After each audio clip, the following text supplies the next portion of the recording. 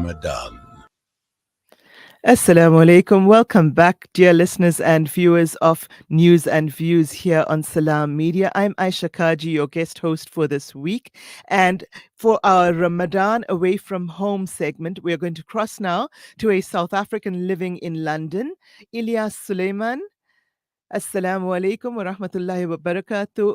Welcome to Salam Media. How are you doing this morning in these wonderful days of mercy in Ramadan?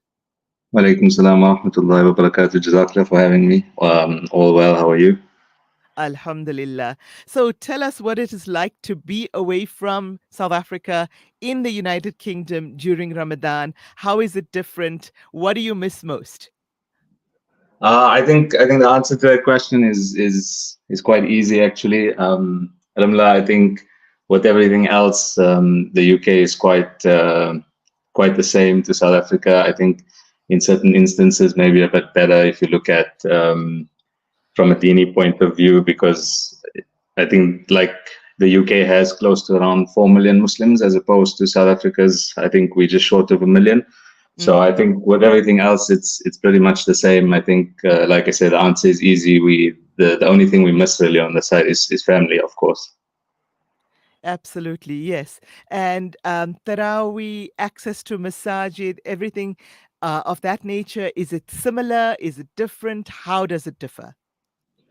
So it's very similar. I mean, most places in London, most boroughs have their own masjid. There's quite a number of masjids, especially if you look at like the east side of London.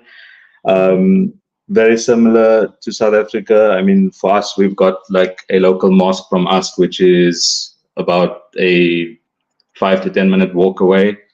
Also, obviously, it's quite safe. So, like, I mean, even in the middle of the night, when Tarawih ends at close, I think when daylight savings come into effect, then we only finish Tarawih at around midnight. But even to walk back from the masjid is quite nice. So that's a pleasant thing in London. But the Tarawih has really been amazing here. We've had our local mosque actually in South Woodford has had 3 qaris from Egypt that are leading the salah. So Inshallah. you don't really miss home in that sense. But like I said, I think it's only the family factor that plays a part. Mashallah, that sounds wonderful. I myself have spent part of a Ramadan in the UK when I lived there many years ago in February. So I understand the khubi that you're speaking about, the spirit of Ramadan that you're speaking about. What about the food, Ilyas? Is it similar? Do you miss anything specifically South African? Nando's sauce, perhaps?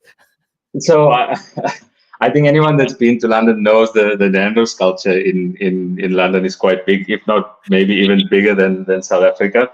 But I think we obviously visited SA not too long ago, so we were able to come back with some of our South African goodies. But yeah, you definitely miss the food, miss the odd braai here and there that you get to sneak in Ramadan, which obviously here the weather doesn't permit. But yeah, I think at the moment also it's not too bad in March. I think the length of the fast is very similar to South Africa. So obviously we were lucky not to land in the UK in when Ramadan fell in midsummer. Which I think you'd be having like an 18 to 20 hour fast. So alhamdulillah, it's been pretty good, and I think, like you say, the spirit of Ramadan is absolutely amazing. You see it everywhere you go. I think in a lot of places here, you feel more comfortable as a Muslim, if that makes sense.